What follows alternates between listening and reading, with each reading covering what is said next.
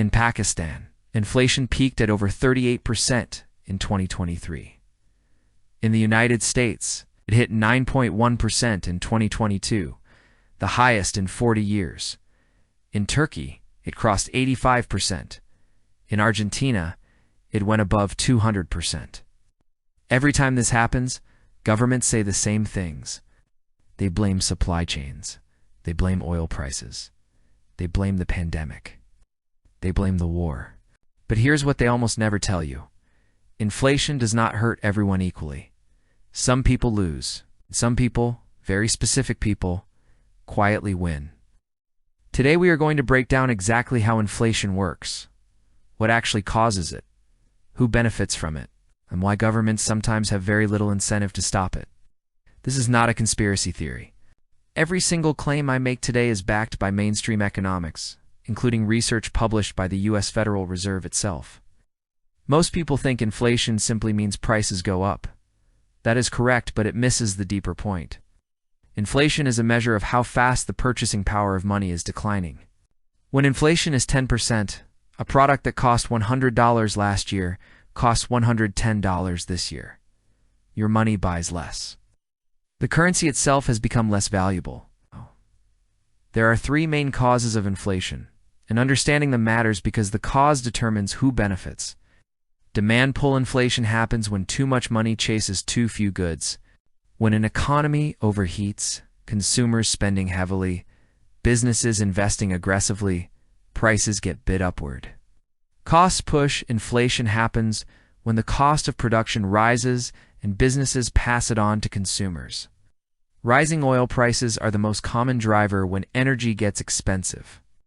Everything that requires energy to produce or transport gets more expensive too.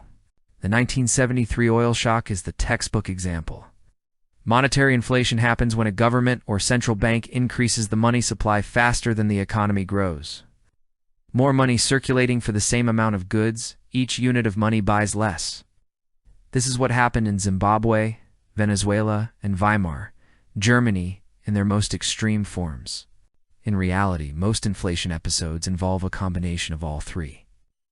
What matters and what most news coverage completely ignores is who ends up paying for it and who ends up profiting. Let us start with the losers because this is the majority of people, savers. If you have $10,000 in a savings account earning 2% interest and inflation is running at 8%, you are losing 6% of your purchasing power every single year. Your bank balance number goes up. Your actual wealth goes down. Traditionally, savers lose from inflation. If prices rise, the value of money falls, and the real value of savings declines. Bank of England workers on fixed or slow-rising wages. Increases in payments to workers and pensioners often lag behind inflation, and for some people, income is fixed. Wikipedia, when your salary rises 5%, but inflation is 12%, you have effectively received a pay cut. You did not negotiate a pay cut. Nobody announced a pay cut, but your standard of living fell anyway, silently and visibly. Pensioners and retirees, people living on fixed pension incomes are among the most vulnerable. Their income does not automatically adjust when prices rise. For people on fixed incomes, such as retirees, this can be particularly devastating. Medium people holding cash. Individuals or institutions with cash assets will experience a decline in the purchasing power of the cash. Wikipedia, the longer you hold cash during an inflationary period, the less it is worth. Lower-income households. Inflation can worsen income inequality. As the cost of necessities rises, lower-income households struggle more since they must spend a larger portion of their income on essential items. A wealthy family spending 5% of its income on food barely notices when food prices rise 20%. A poor family spending 40% of its income on food is devastated. Now here is what they do not teach in school. Debtors with fixed-rate loans. This is the core insight. Borrowers with fixed-rate loans can benefit from repaying debt with less valuable cash. Wikipedia, if you borrowed $100,000 at a fixed 4% interest rate and inflation rises to 10%, you are repaying that loan in money that is worth less than the money you borrowed. Your debt burden, in real terms, shrinks automatically. You get a hidden discount on your debt that nobody announced and nobody voted for. asset owners. Those segments in society which own physical assets, such as property and stocks, benefit from the price value of their holdings going up. Wikipedia: if you own a house worth $300,000 and inflation is running at 10%, your house is now nominally worth $330,000 even if you did nothing. Wealth inequality widens automatically during inflationary periods because asset owners get richer, while cash holders and wage earners get poorer. Banks with nuance. Banks benefit when they raise variable interest rates faster than inflation erodes their existing loan portfolios. Lenders benefit from inflation when offering new loans or adjusting variable interest rates on existing credit products. Wikipedia: when the Federal Reserve raises rates to fight inflation, banks immediately charge more on new loans and variable rate credit. Their margins can actually improve during inflationary periods. And now the most important winner: governments. This is the part that most politicians hope you never understand. Governments are the largest debtors on earth. The United States owes $38 trillion. The UK owes $3 trillion. Pakistan owes hundreds of billions.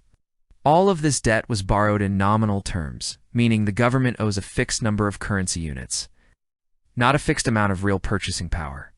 When inflation rises, high levels of inflation reduce the real value of government debt at the expense of those who own it, that is, bondholders.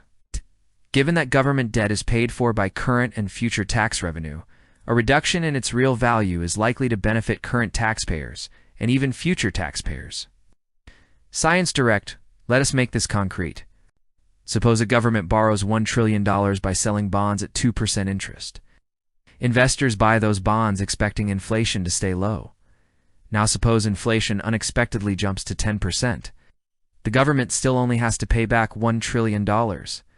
This has happened repeatedly in history.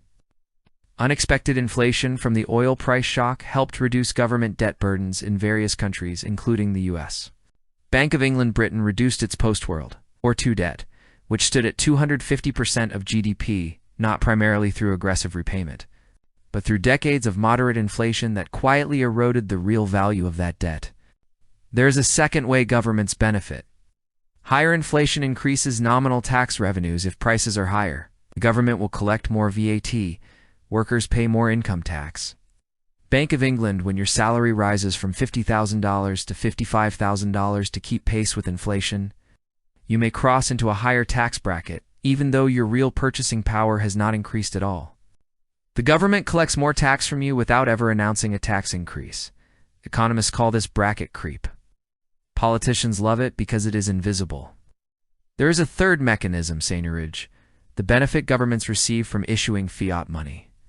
When a central bank increases the money supply, the resulting increase in prices over what they otherwise would have been reduces the purchasing power of money held by the general public. The government gains by exactly the amount the public loses in this implicit tax on real cash balances.